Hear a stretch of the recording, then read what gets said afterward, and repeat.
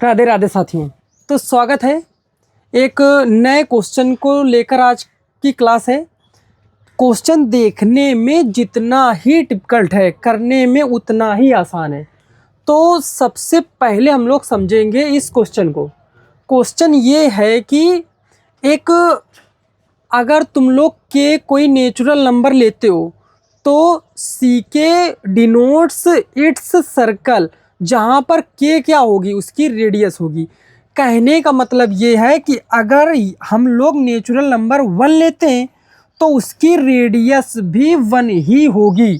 अगर हम लोग नेचुरल नंबर 2 लेंगे तो उसकी रेडियस क्या होगी, 2 सेंटीमीटर ही होगी। ये इसके बाद कह रहा है कि जो मेन जो क्वेश्चन है अपना वो ये है कि एक पार्टिकल है कोई और वो इन सर्कल्स में मूव करता है। वो भी कैसे, काउंटर क्लॉक वाइज डायरेक्शन में मूव करता है, मतलब एंटी क्लॉक वाइज डायरेक्शन में मूव करता है। ऐसे पार्टिकल मूव करता है, लेकिन उसको जो पार्टिकल है मूव करने की जो डायरेक्शन है वो उतना ही मूवमेंट करेगा पार्टिकल जितने उस सर्कल की रेडियस होगी। इसके बाद जो पार्टिकल है वो k+1 मतलब आगे वाले सर्कल में उतना ही मूवमेंट करता है। ये प्रोसेस चलता रहता है। अगर देखो कैसे क्वेश्चन कैसे समझते हैं, जैसे अगर हमने k की वैल्यू ली नेचुरल नंबर, तो जो पार्टिकल है वो k सेंटीमीटर मूव करेगा। इसके बाद वो क्या हो जाएगा, k+1 रेडियस वाले सर्कल में जाएगा और k+1 सेंटीमीटर की डायरेक्शन मूव करेगा काउंटर क्लॉकवाइज में। फिर इसी तरीके से आगे हम लोग क्या, इसका प्रोसेस चलता रहता है। तो क्वेश्चन में वैल्यू हमको फाइंड आउट करनी है कि ये जो सर्कल है कि जब ये एक्स एक्सिस को क्रॉस करेगा तो हमको बताना है कि उस समय जो रेडियस होगी वो क्या होगी।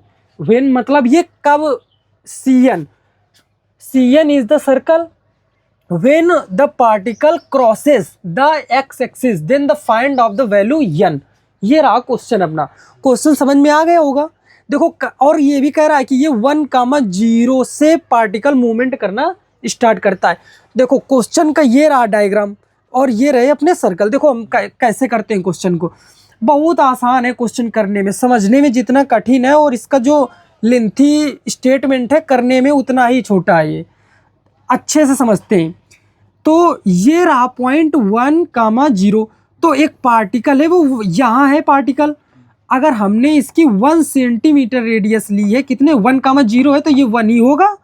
अब ये जो एक्सिस में मूव करेगा इसके सरकमफेरेंस में, वो भी कितना मूवमेंट होगा इसका 1 सेंटीमीटर।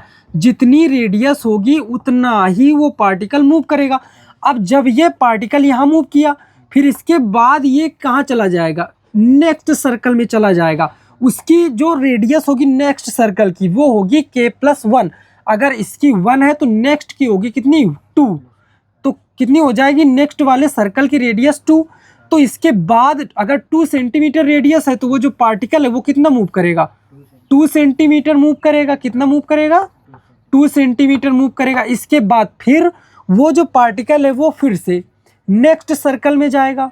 तो नेक्स्ट सर्कल में जाएगा तो फिर रेडियस कितनी हो जाएगी, 3 हो जाएगी। तो पार्टिकल कितना मूव करेगा, वो 3 सेंटीमीटर मूव करेगा। ये प्रोसेस ऐसे ही चलता रहेगा। देखो हमको इससे नहीं मतलब है, देखो हम क्वेश्चन को कैसे करते।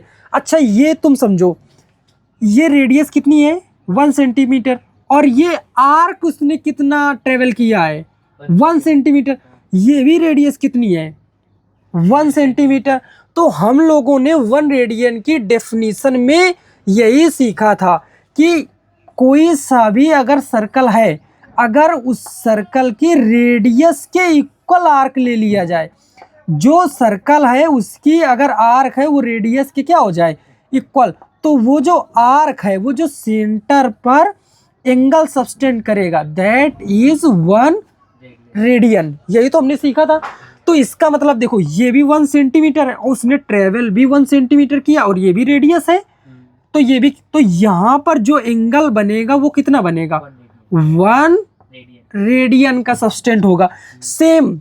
अच्छा ये बताओ, ये ट्रेवल कितना है 2 सेंटीमीटर और ये रेडियस कितनी है 2 सेंटीमीटर। और अच्छा ये भी बताओ ये भी कितना है, ये भी 2 सेंटीमीटर है। तो ये जो नेक्स्ट वाला एंगल है क्या ये भी 1 रेडियन का होगा क्या? ये भी 1 रेडियन होगा। सेम एज क्या ये भी 1 रेडियन का होगा क्या? क्योंकि ये रेडियस कितनी हो गई 3, और ये भी मूवमेंट कितना है पार्टिकल का 3 सेंटीमीटर, और ये भी रेडियस है 3, तो ये भी कितना मूवमेंट होगा, एंगल कितना होगा ये 1 रेडियन। सेम एज एक चीज कॉमन है कि ये जब पूरा ऐसे ये पार्टिकल ऐसे मूव करते करते आएगा तो 1 रेडियन ऐसे इस क्वेश्चन में दिया गया है कि वो n टाइम्स में x एक्सिस को क्रॉस कर देता है। ये रहा x एक्सिस, और वो n टाइम में x एक्सिस को क्रॉस करता है n टाइम्स में cn। अच्छा ये बताओ जब एक बार मूवमेंट करता है तो कितना एंगल क्रिएट करता है सेंटर पर 1 रेडियन का। 2 बार उसने मूव किया 1 और ये 2, तो टोटल एंगल कितना हुआ यहाँ से यहाँ तक 2 रेडियन। अब उसने मूवमेंट कितना है, मूवमेंट कितना किया उसने n टाइम्स, मूवमेंट उसने कितना किया है। हाँ अगर उसने मूवमेंट n टाइम्स किया है तो एंगल कितना बनाएगा वो यहाँ पर n रेडियन का एंगल बनाएगा। अगर उसने n टाइम्स मूव किया है तो जो क्वेश्चन है वो सेंटर पे जो वो पार्टिकल है वो कितना बनाएगा एंगल n रेडियन, क्योंकि उसने n टाइम्स में किया है n रेडियन होगी। तो n इंटू 1 रेडियन। एक बार में कितना बनाता है 1 रेडियन, 2 बार में कितना बनाएगा मूवमेंट करेगा 2 रेडियन, n टाइम्स मूव किया कितना एंगल बनाएगा n रेडियन। अच्छा एक चीज बताओ जब ये पार्टिकल यहाँ से स्टार्ट करता है, यहाँ से चलना स्टार्ट करेगा और यहाँ से ऐसे आएगा और x एक्सिस को पार करेगा। अगर x एक्सिस को पार करेगा तो ये क्या एक पूरा सर्कल क्या बना, क्या पूरा सर्कल इसके द्वारा एक नहीं बन गया। तो अच्छा ये बताओ जब ये x एक्सिस को यहाँ से इसने किया था और यहाँ से ये फिर आएगा यहीं पर, तो ये कितना मूवमेंट कर जाएगा 2 पाई रेडियन। हाँ तो जब ये क्रॉस करेगा तो इसकी वैल्यू क्या हो जाएगी एक्स्ट्रा हो जाएगी।